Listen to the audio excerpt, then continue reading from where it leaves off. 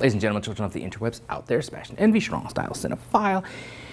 And just when you think you're about to get on top, life just kicks you in the teeth and just knocks you off the mountain. That's what's happened to me over the past week. I'm so behind on stuff I need to talk about. I realized that car died, need a new transmission. That was a whole thing that's stressful and just got me off my game. So I'm trying to refocus and just realize, just trying to control what I can control, and all those cliches sort of mantras to try to get back in the swing of things. It's going to take me a whole bunch of videos to try to catch up, but that's what we're going to be doing. So there's no new episode of Batwoman this week. So let's dive into last week's episode, rule number 1. Let's geek about it for a scant few minutes. Now, the crutch of the episode was the fact that the police commissioner was gunned down, and they're trying to find out like who did it. Basic gist of the episode. Now, the episode revealed some things, did some things that I liked, did some things that I did not like. The episode opened with, of course, the funeral for Kate Kane, who we know is alive and recasted. She's being held by Black Mask for whatever reason. Apparently, Black Mask also has access to Enigma, who has hypnotic powers, skills, or whatever.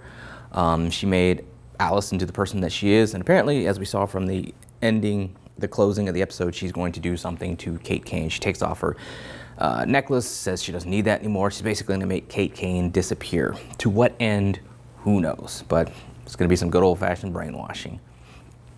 And we got introduced to Black Mask, who I think I'm going to like his portrayal in this. He had a couple kind of moments of humor in the episode as he's dispatching some of his thugs who failed him. Later in the episode, had a couple little one-liners which weren't over the top, didn't detract from the terror that his character brings. So that was cool to see. The Roman Sionis persona as this cosmetic company's CEO was interesting to see kind of play out. It would be kind of interesting to see how things go forth with his public persona versus his psychotic criminal persona. And there apparently was a witness to the shooting, which turns out to be a graffiti artist who's just ready to rise up against the system, named Jordan, who was apparently Sophie's baby sister. So that becomes a thing once Sophie finds out that her sister was the one who was the witness that they're looking for to try to keep safe. But Jordan reveals that there's a getaway driver who had a certain little bracelet that Ryan's Ange has. So Ange was the getaway driver. Ryan goes to her, says, I thought you wanted to get out, yada, yada, yada. They're going through this whole thing where Ryan is trying to convince her to reveal what she saw, turn herself in, leave the False Face Society gang. Hey, I'm going to protect you. I know Batwoman. I thought that she was going to reveal herself to be Batwoman to her, because that's the thing with the CW shows. They when there's a chance to reveal a secret identity, they usually never waste it. This time, they didn't. Ryan just says that she knows Batwoman. Ange eventually gets kidnapped and basically shown the error of her ways by Black Mask about turning against the False Face Society. In the end, Ange decides to take the fall for the shooting, says she acted alone. She pulled the trigger to protect Ryan, who Black Mask threatened if she left the False Face Society. So that's a thing that's going on, and it kind of affected Sophie because her sister is all about just the system is wrong, the system is broken, something needs to be done. She didn't exactly lay out a solution. She's talked about like grassroots efforts to do stuff, but she didn't lay out concrete solutions to it. And Sophie kind of came to the conclusion that it's an example like this where they know Ange did not pull the trigger, but Ange is going to take the fall for the crime. Sophie's like, yeah, there's something wrong with that. Something needs to be done. Again, didn't lay out any concrete ideas. We don't know what they're thinking, but they think something is up. I'm kind of wondering if Jordan is going to be a one-off, or are they laying the groundwork for her to be a possible sidekick to Batwoman, even though she kind of didn't like Batwoman and found her to be cringy, even though she saved her life, but whatever. She sees Batwoman as part of the system, which I don't understand why she would see that. I guess because she works with Gotham City PD sometimes, or she's helped the Crows out sometimes. She's part of the system, whatever. Or is Sophie in the long run going to be sidekick bait? I wonder if she gets more disillusioned with the Crows and the system and the law. Maybe she decides to put on a mask herself. I really hope that's not the case. Really hope. I know there's going to be a sidekick eventually. We know that.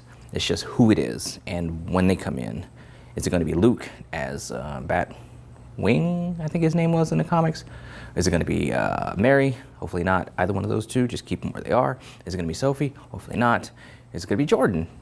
That's somebody I could buy them bringing in, kind of slow burn into there. We'll see how that goes.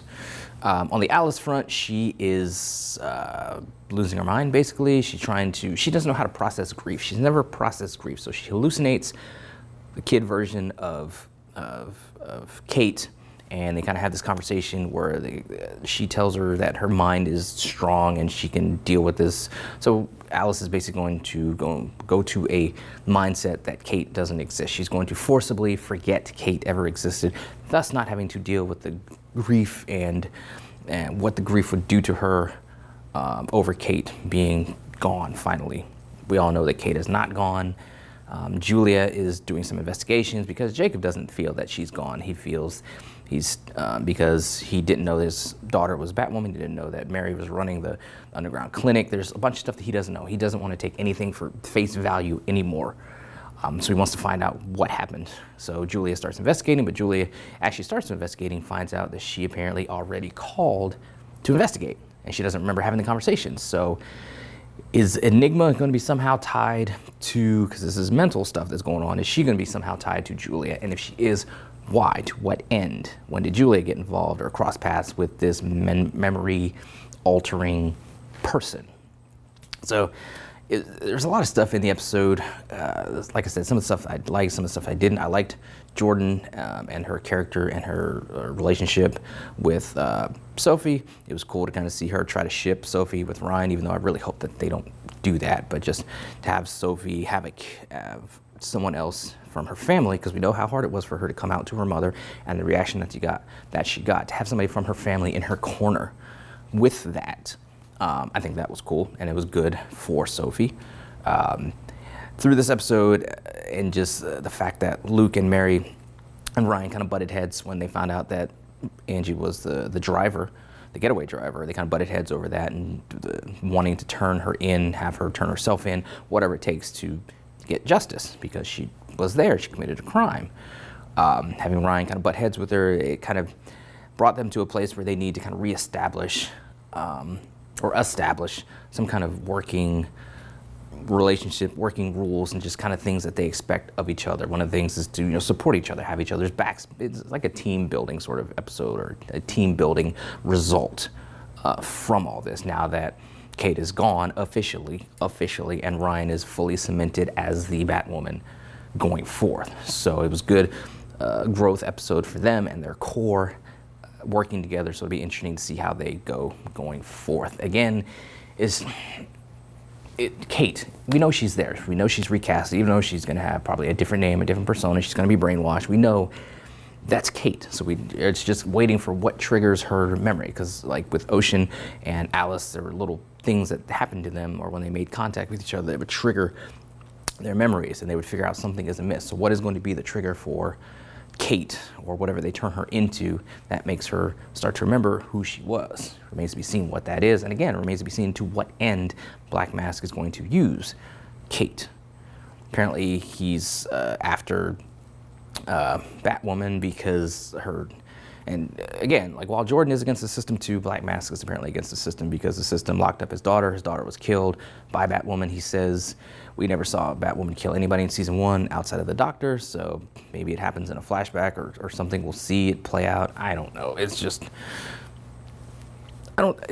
we don't need to tie Black Mask to Batwoman like that. Like, I know it's better when the villain has a personal stake with the hero. It kind of gives, to have more skin in the game, it makes it better, makes their confrontations kind of meatier, juicier, more drama. But for something like this, for just a criminal empire, we don't necessarily need him to have that kind of tight-knit thing with the hero. Especially if it's with Kate, who again is no longer here. So again, we're tying ourselves to Kate, and it's just, why? We don't need to. This show wants to move forward, and yet it's just allowing itself to be held back by Kate again, and that I do not like. So all in all, the episode was okay. Like I said, good for development of the core, good for Sophie and her just dealing with her coming out to her family, having that support from a family member Maybe Jordan, like I said, it could be sidekick bait down the line. Black Mask was brought in, he was cool. Alice can go jump off a bridge. I don't care about her and her story. There's potentially, there's so much just potential with what they could do, with the direction they could go to just make it their own with Ryan, but they refuse to. They just want to stay attached to Kate, and I don't get it. It's maddening, but here we are. What do you guys out there think? Let me know in the comments below. Follow me on social media. Those are my thoughts on it, scattered as they often are. I'm just frustrated because we could make the best of a bad situation with Ruby Rose, with how she left in season 1. There's just, we could make, chicken salad out of chicken poop. We could have. They just refuse to, and I just don't understand why. So it's whatever. Anyway, let me know in the comments below. Follow me on social media, talk to me there, talk to me here. Got a lot of videos to catch up on, so look for those in coming days. And yeah, until next time, let us geek.